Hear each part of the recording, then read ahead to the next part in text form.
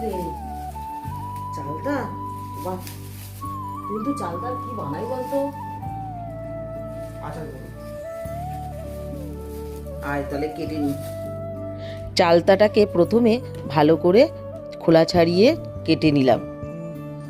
কেটে নেওয়ার পরে ওইটাকে ভালো করে জল দিয়ে ভালো করে ধুয়ে নিলাম আর শিলে ছিঁচেও নিলাম।